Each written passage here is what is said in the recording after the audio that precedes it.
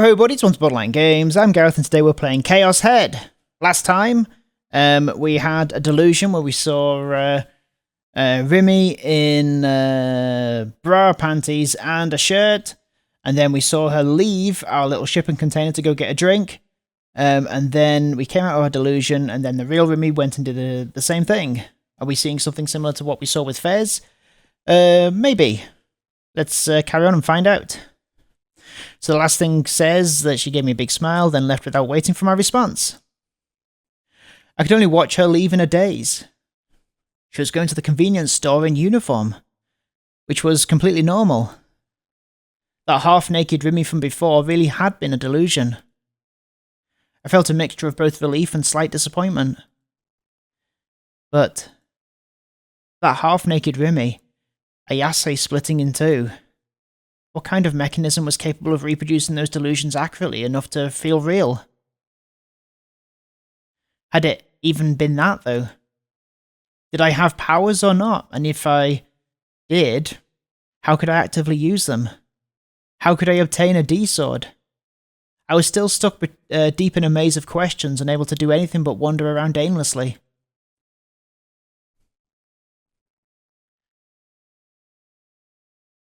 While Remy went out shopping, I went back to researching the patent and mind reading.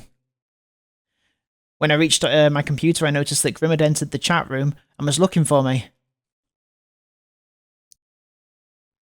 Nighthawk-chan, dinner's ready. Seriously, I've got new info. Come on, kid. Chat with me, please. I sighed and reluctantly entered the chat room. Look, you finally decided to show up. You're too slow, Nighthawk. Thanks to that, I've entered Whose Eyes Are Those Eyes mode. Damn it, the fuck was Whose Eyes Are Those Eyes mode?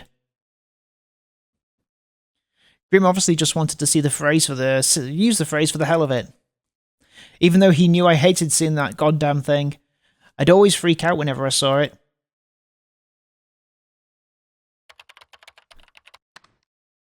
What kind of new info? New gen, obviously. It happened, bro. The 5th case. Another one? Whoa. Of course I felt the usual depression I always felt whenever I heard about new gen, but on the other hand I was also bewildered. I was sure that Shogun and Yua would target me this time. My fate had been delayed, it seemed, though I wasn't sure whether or not to be happy about that.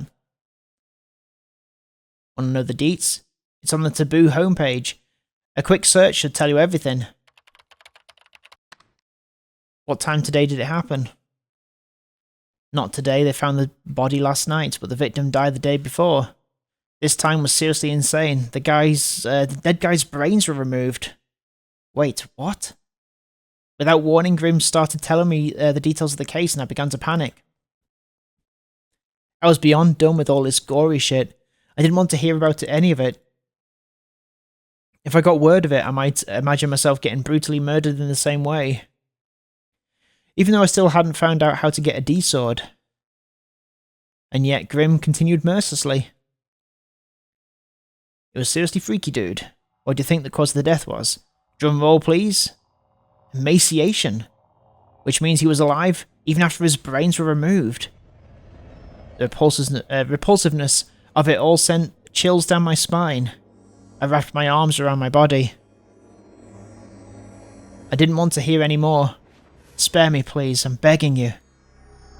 My life already went to shit a long time ago, so please. Apparently he was in a state kind of like brain death. He might have even been like that for over a week, just sitting there brainless. He obviously couldn't drink or... I can't read it like that. Eat or drink, so no wonder they died of emaciation. @channel already named the case. Numbskull. Lemefiao. Laugh my ass off. Netizens really are epic at names. Okay, so this part's hilarious. Get this. The victim was a psychiatrist. Oh, a psychiatrist had their brains removed. Actual WTF Lamau levels of irony. A psychiatrist. The moment I saw that word, my heart rate skyrocketed. I might have been overthinking it, but I had to check. I had to make certain. But I also didn't want to.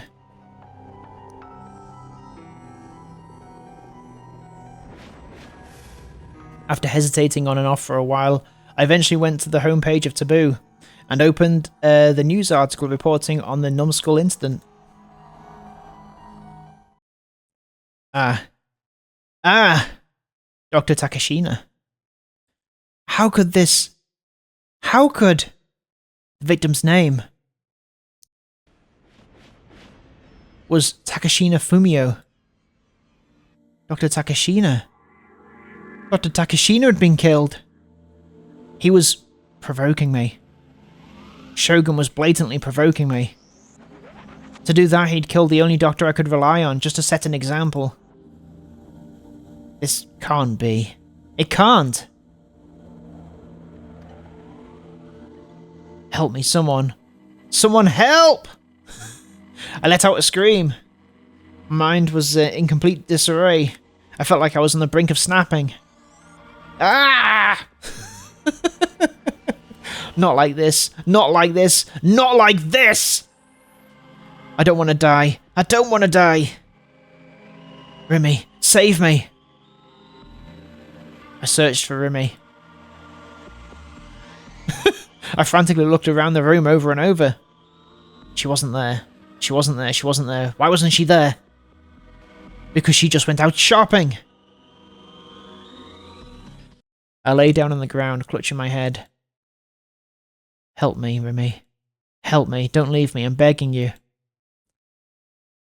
Okay. Someone responded to me.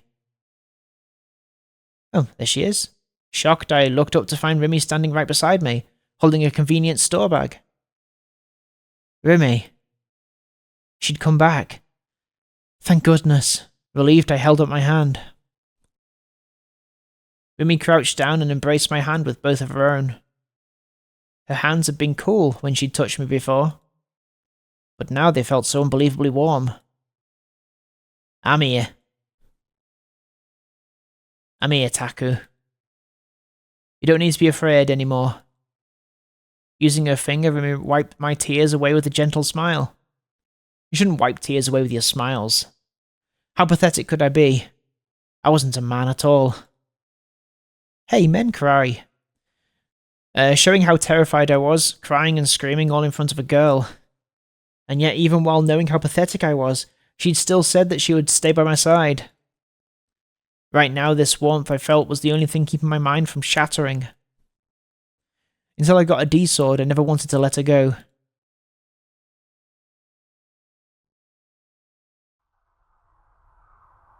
Whenever night fell, Miyashita Park,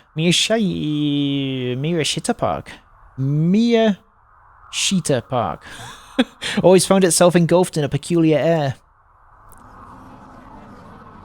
Whose eyes are those eyes? Whose eyes are those eyes? Whose eyes are those eyes? Whose eyes are those eyes? Etc. In the centre of the park stood a large group of people packed together. There must have been no less than 100 of them. Most of them seemed to be in their teens, with some wearing high school uniforms and others, particularly girls, wearing fashionable casual clothes. Within the crowd was an otaku-esque young man with glasses and a ganguru high school girl, the latter of which was a fairly rare sight in this day and age. From an outsider's perspective, one would think that they were attending some kind of event, but upon closer inspection, it became clear that their behaviour was anything but normal.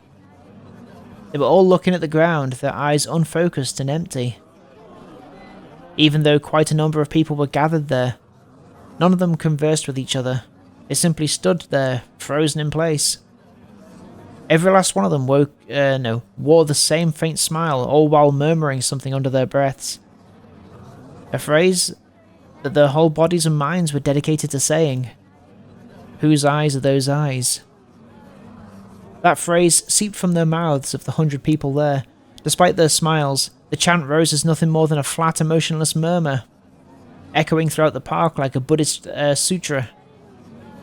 Naturally, due to the bizarre state the people there were under, no one else was roaming Miyashita Park. A female office worker on her way home from work and a middle-aged woman walking her dog attempted to pass through, only to find themselves terrified by the strange sight and turning back the way they came. There was only a single man who was paying close attention to that particular group.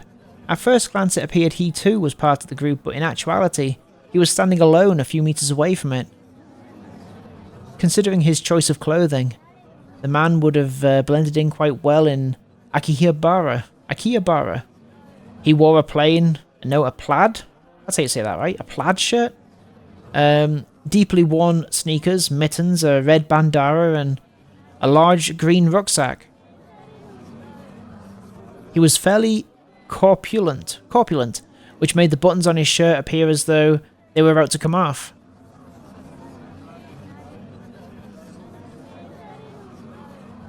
It was late into October, so while the air should have been quite cool, the man's forehead was covered in sweat. In constant war against this, the man attempted to wipe it away with a towel, but to no avail. He looked around restlessly, seemingly unable to calm down, and yet from the way his shoulders moved, he almost appeared as if he was laughing. Ever since they had begun, accompanying the sutra-like chants was a distinct mechanical sound, the origin of which was the man's rucksack. Another high schooler, this one wearing a blazer, entered the park. Instead of flinching at the sight of the peculiar group, she kept her eyes locked onto them as she steadily approached. The way she walked, her long black hair fluttering in the wind, gave off an aura of pure confidence and gallantry. In somewhat of a contrast to this, the girl carried a half-eaten popsicle in her hand. The group paid her no mind. They were completely absorbed in their own world, continuing to repeat the same phrase over and over again. Being ignored did not faze her either. She didn't even raise an eyebrow. Then, as she was drawing close to the group, she suddenly stopped. She nibbled at the popsicle while remaining thoroughly composed. As she chewed, the distinct sound of crunching escaped her mouth. Once she finished eating, the girl looked at the stick, left behind by the treat, clicked her tongue and tossed it away at her feet. Her eyes, sharp as ever, her gaze slowly moved over the faces of each individual in the group. "Hey, what are you doing?" The man with the rucksack shouted at her, the girl now clearly beyond the limit of what he could ignore. Naturally, the girl, Ayoi Sena, was well aware that the man had been watching her since she'd arrived. With a mocking snort, she abruptly crossed her hands over each other, then straightened her arms out in front of her. Then, the area between her hands warped faintly and the vague shape of a metal rod appeared. It looked similar to a hoe or a shovel, but the shape matched neither of those descriptions. It was a razor-sharp sword with a bifurcated blade. After a moment it looked like a definite shape, and Sena grasped it with both hands.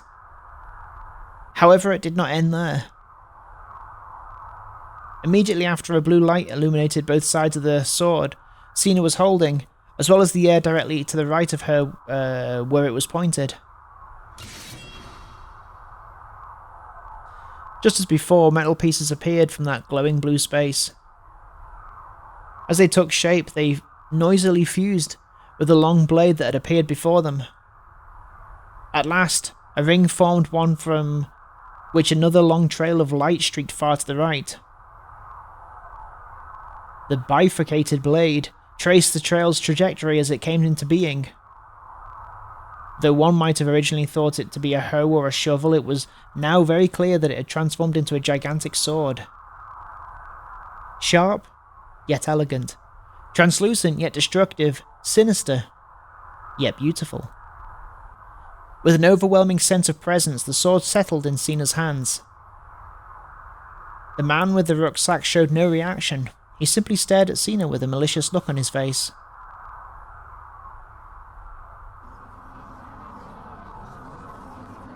You've got nothing to do with this. Get out of here. With a voice quite high-pitched for a man. Oh, okay, I'll keep that in mind. He'd ordered Sena to leave, accompanying it with a violent gesture. His tone was thoroughly domineering, though he kept his distance from her. Sena, on the other hand, opened her mouth without showing any shift in emotion. "Are you the one responsible for this?" It seemed to be more of a request for confirmation rather than an actual question. She rotated her gaze toward the man with the rucksack, locking him in place. In response, the man showed clear signs of fluster, providing a fierce contrast to what he'd displayed before then. I need an answer. Where is Hatano? Hatano? The man, too paralyzed by fear, was unable to act, nor answer her question. The group of people muttering whose eyes are those eyes paid no attention to the exchange between the two. Rather, their eyes did not even register it. Sena's gaze met with the man's. The first to avert their eyes was him. Who's that? Even if I knew, I wouldn't tell you. Uh-oh. Remaining silent, Sena brandished the great sword that she was holding in both hands, in a Kasumi no Kamae stance. She then slowly lowered her hips and then she cast her upper body forward.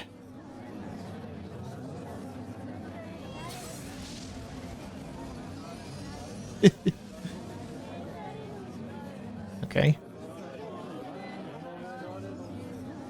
Is that her or is that him? Don't be mistaken. It's gotta be her, right? The sword emitted light once more. But unlike before, what it released was not a blue light, but a light blending together a fierce purple and red.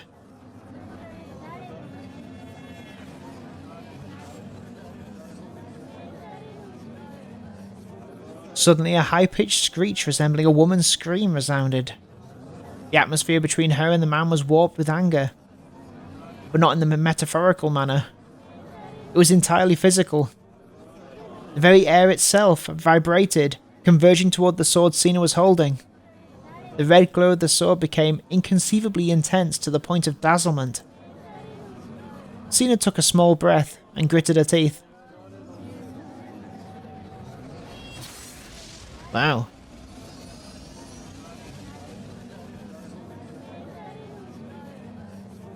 A booming sound roared. A shower of sparks surged. A sonic wave erupted, one that sought to blow away the air itself. The vibration in the air then immediately subsided. The sword, however, continued to flicker with a brilliant red glow, one reminiscent of pulsing blood. Sena slowly pointed the tip of her sword directly at the man. As one would expect, the previously indifferent group started showing signs of agitation. Bewildered, they all started running away as if they'd returned to their senses. Sena paid them no mind. She simply kept her eyes locked on the single man with the rucksack. Ah! The man, who until now had shown no clear signs of fear, began to panic. He started taking a few steps back. His face turned pale. He shook his head in denial. Wait! I really don't know who that Hatano guy is. I was just told to... I said, don't be mistaken. Sena did not even remotely entertain the man's supplications. Nice word. I only asked so I didn't have to say hello. Regardless of what you said, I'd have destroyed it anyway. A fierce glitter dwelled within her eyes. The man shrieked pitifully, turned on his heel and attempted to flee. However, the group, which had only just dispersed, was now running away in confusion. His escape route blocked, the man, who'd grown far beyond frantic, stopped dead in his tracks.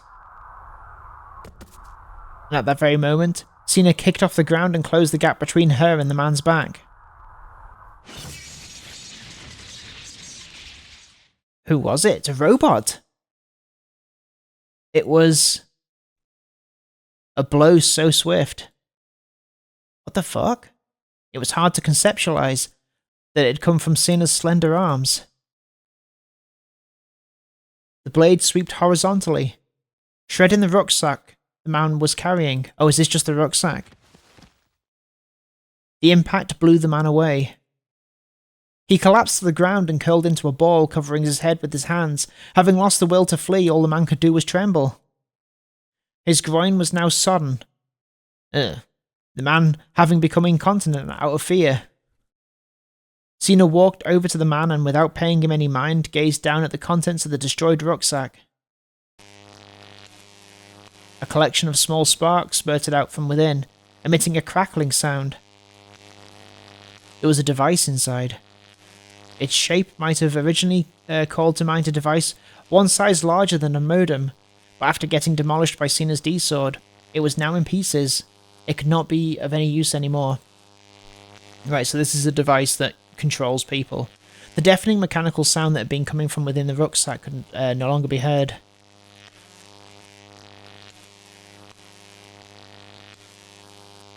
Nozami. Muttering to no one in particular, Sena's voice oozed with hatred. Wow. Nozomi.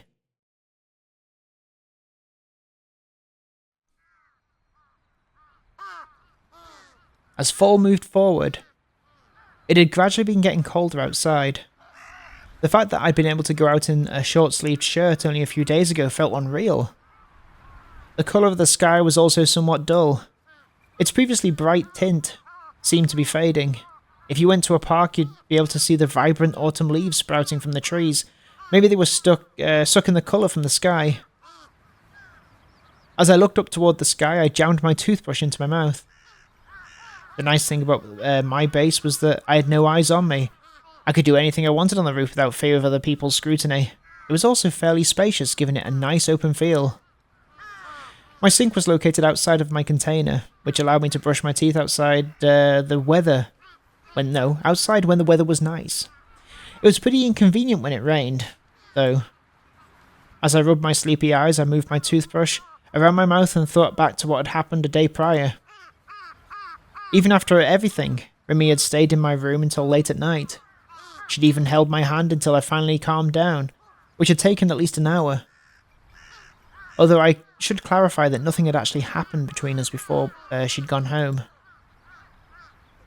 Clarify to who? To us. The reader.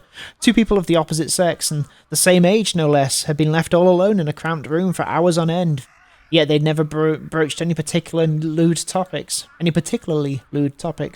If I had the skills to carry out conversations like that, I'd have gained normie status a long time ago. Jesus Christ, why was I like this? The part of me that wanted this bullshit sexual gratification made me want to puke. Vimy was genuinely trying to help me, and it was as a friend, nothing more. She'd already done a lot for me just by saying I'd stay by your side. That alone had made me feel leagues better. Having just that pillar of support made a tremendous difference. Despite the gut-wrenching murder of Dr. Takashina, in the numbskull case, I'd found myself feeling pretty stable after the night had passed. Come to think of it, what the hell was up with her acting so sexual before? It had felt way too real to be called a hallucination. No matter how much I tried to convince myself otherwise, I just couldn't get over how sexy it was.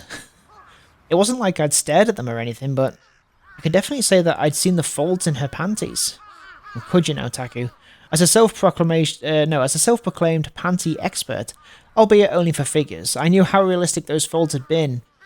They had a level of detail you wouldn't see in a delusion.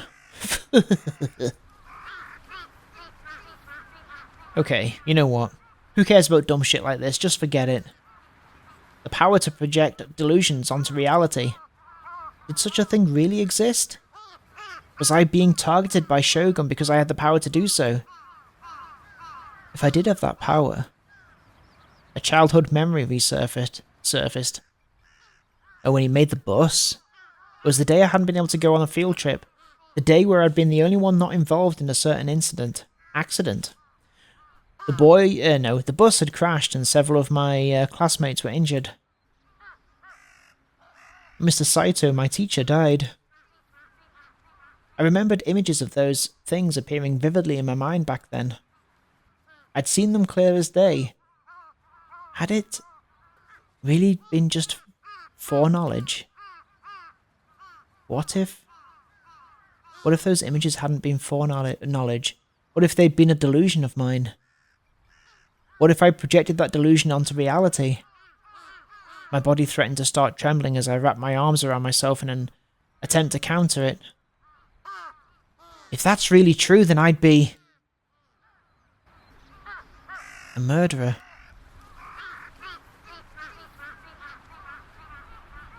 Hello there. Hello. Oh, it's here. Remy was standing there. Despite how early in the morning it was, she was just as cheerful and energetic as ever. The moment I saw her smile, the trembling I'd been able to fight suddenly ceased. That was odd. I used to get extremely uncomfortable whenever 3D girls were around me, but for some reason I felt at ease now that Remy was here. I'm here to pick you up. Why's your mouth hanging open like that? You're gonna catch flies. Oh, I understood now. According to the minimum attendance chart, I had to go to school today. I probably told Remy that yesterday. Did you forget I was coming? Yeah, it had to be that because of Shogun. I'd been too afraid to go out on my own, and that was when Remy told me I'd stay by your side. She was keeping that promise. Do you think I wouldn't actually come or something? Is she? Well, sorry to disappoint, but you can't get rid of me that easily. I keep my promises. Remy winked mischievously at me. What a roge was this? I couldn't believe a girl from my class had come to pick me up. It was a scenario I would have never expected to even happen in real life. If she wanted to make it genuinely top tier, she should have barged into my room and woken me up. That would have insta-killed me. While I cooked up idiotic delusions like that, Remy looked up at the sky. That distant look of hers again. Winter sky looks so lifeless. Why do you think that is? Well, the sun's light is composed of 7 colours, the well-known colours of the rainbow. For those 7 colours to reach the human eye, they first have to pass through the Earth's atmosphere. When that happens, a phenomenon called scattering occurs. To put it simply, when light collides with the particles in the atmosphere, it gets refracted in several random directions. Since it gets refracted in random directions, it results in light travelling around a lot. And that's what makes it easily observable for people. The colours that scatter the most are purple and blue. That's why the sky is blue. I was so smart, I impressed even myself sometimes. However, while my answer was based in scientific fact, Remy's came from emotions and romanticism. I'm sure it's because of how cold it's become and now everyone just looks down at the ground. Oh. I'm sure it's because of how cold it's become and now everyone just looks down at the ground. It feels like fewer people wish to see that blue than ever. I felt like Remy had already said something like that before, but when exactly? So even when it's cold as can be, let's hold our heads up high and march onward. I quickly changed clothes and left the Kurenai conference hall building with Remy. Going to school together, for all intents and purposes, this was some normie shit. Shogun and Yua terrified me so much I honestly wanted them to die. And I really meant that. Fucking kill yourself, both of you. And yet, thanks to them, I'd been able to test out normiedom. Maybe I owned them more than I realised. Owed them. I attempted to force myself to change how I felt about them, but Dr. Takashima's face resurfaced in my mind and my good mood was instantly blown away. My doctor had been killed and it could very well have been because of me. Shogun had killed a doctor I knew well, all to set an example or provoke me. I was hit with a wave of pure anxiety and dread. I began to gradually fall behind Remy. Looking at her diagonally now, I glanced at the back of her head. What kind of expression could she be making? She was humming. She was humming the song from Phantasm CD I'd lent her the day prior. Her footsteps were light and bouncy. We weren't even talking, so why was she happy? Seeing her like that, it helped alleviate my anxiety, if only a little bit. But it was probably time to be honest with myself. Why was Remy being so nice to me? Maybe the reason lay within the memories I had with her. Memories that were lost to me. When we arrived at school, I let Remy go off on her own and made a break for the restroom. That was one of my secretly OP tactics. I felt bad since Remy had gone out of her way to pick me up, but coming to school with a girl would make me stand out. Especially if the DQNs in my class noticed. Who knew what terrible fate would be in store for me then? That was why I'd taken a short break in the restroom. It would buy me enough time to make them think I'd come alone. And yet my mission had ended in failure. Putting a nonchalant look on my face, I left the restroom and headed toward the classroom at the end of the hallway, keeping my head down all the way. As I made my way there, I spotted Ayase walking behind me, toward me. The moment our eyes met, Ayase's lips twisted into a thin smile. There she is. A bit close, but you know, nice to see you. Ayase was a celebrity. I knew I'd be better off not talking to her when we were at school, as it would only make me stand out. Unfortunately, Ayase wasn't on the same page that I was, which she showed by choosing to stop directly in front of me. I had no choice but to follow suit. How did the matter with the police resolve, Takumi? I nearly screamed, but I managed to cover my mouth with my hand. Why would you bring that up in public? I looked around in a panic. The situation was already really bad. Unsurprisingly, Ayase was the centre of attention. It was rare for her to come to school at all, and she was Phantasm's vocalist, and she was a beautiful, androgynous woman. That last thing was pretty much a universal opinion, meaning both guys and girls alike were immensely interested in Ayase. And they all knew that there was no way she'd be talking to an otaku freak like me under normal circumstances. The gazes surrounding me were painful. I wanted to run away. Seek your sword.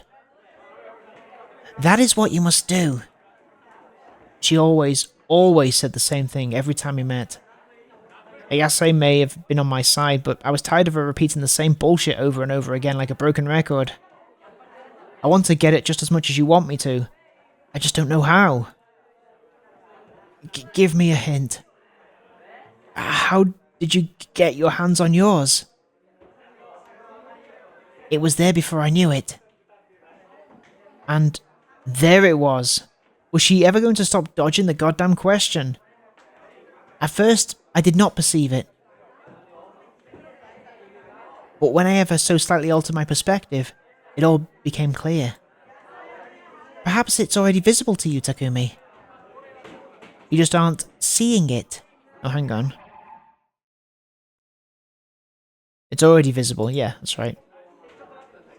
And she'd lost me. Conversing with Ayase always wore me out. Spare me the Zen cones, please. I'm really trying to find the sword. I definitely want to get my hands on it too. Unable to bear the piercing gazes for even a second longer, I gave Ayase a short sigh of exasperation, then slipped past her and into the classroom. After all that, I became even more depressed. Some of the guys, Masumi-kun included, were staring at me in astonishment. Shit, they'd seen me talking to Ayase. I was in deep shit now. Who knew what they were going to say to me? I could deal with it if they just made fun of me for a bit, but I was worried that they'd go one step further and pick an actual fight with me, just because I dared to talk to Ayase. I really didn't want a demo of high school gang activity. I dropped my gaze and made my way to my seat, trying to bring the least possible amount of attention to me. I beg you, leave me alone. Hey man, what the hell? My prayers were left unanswered. Taku, when the hell did you... You were talking to Kishimoto just now. I had to remain silent. I couldn't allow myself to look up. It's the first time I've ever seen Kishimoto actually talk to someone. What the hell did you do to her?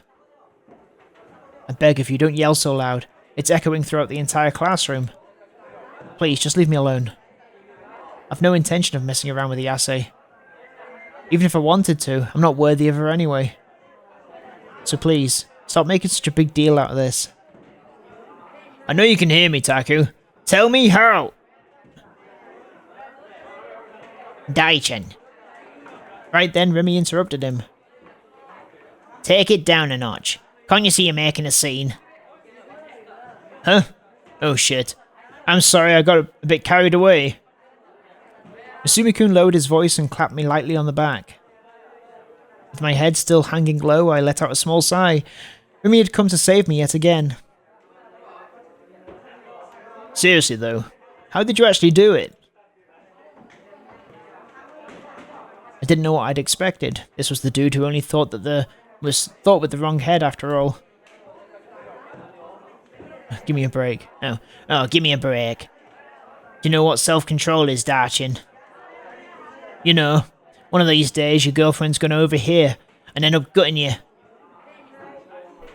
Don't worry your pretty little head about that. I may not seem serious about her, but I promise I give her all the TLC she deserves. What's that? So, Taku, let me in on it. Let me in on it. How are things going with Kishimoto? Asking me once again, Masumi-kun started rubbing my shoulders. While I was reluctant about it, I timidly looked up. Huh.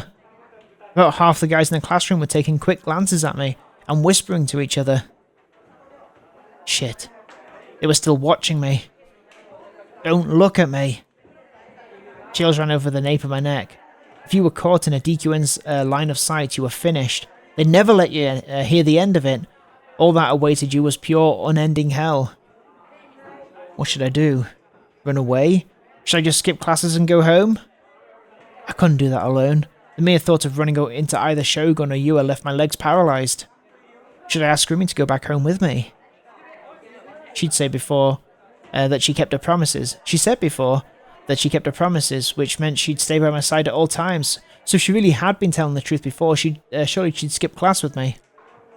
Regardless, I needed to get out of the classroom as soon as possible.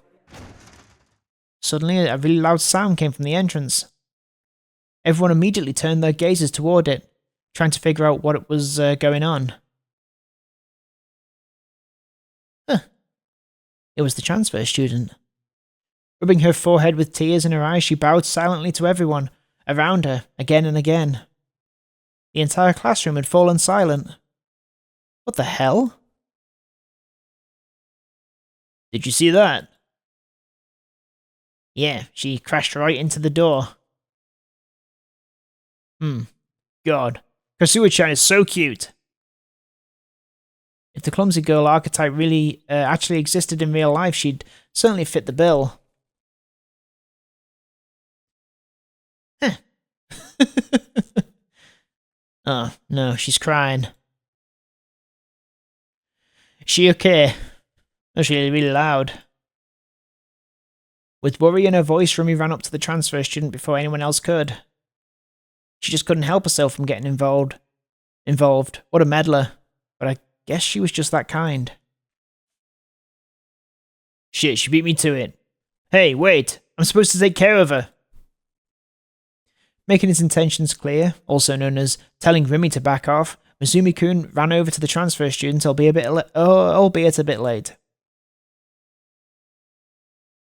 The transfer student running into the door ended up being a blessing in disguise. The guys that had been staring at me up until then had shifted their attention toward her. GJ, transfer student. I'd have to thank her later. But right then, I happened to overhear what a group of girls near my desk were saying. Loud ass. What's wrong with her? She's doing this shit on purpose. The whispers were faint, but I knew exactly what they said.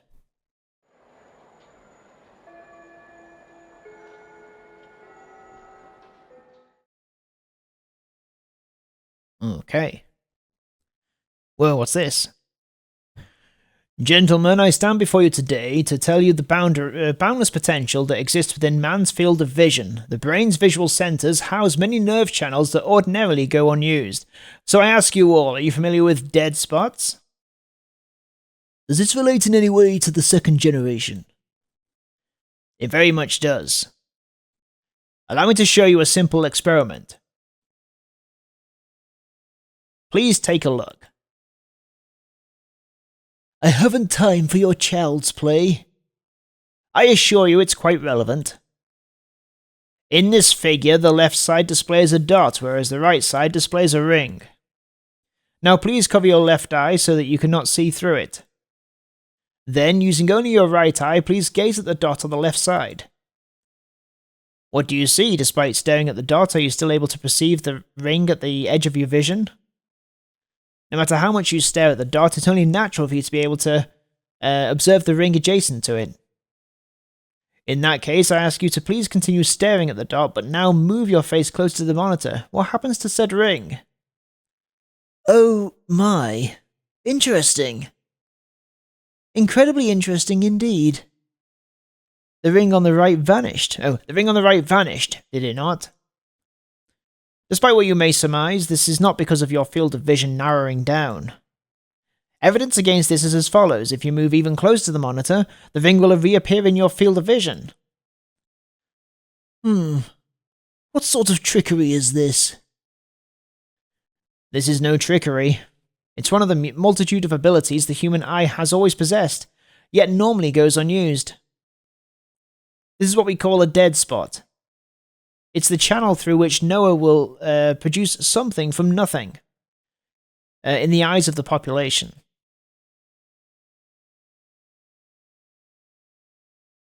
What was all that about? After class is finished, I found myself standing still at the school entrance.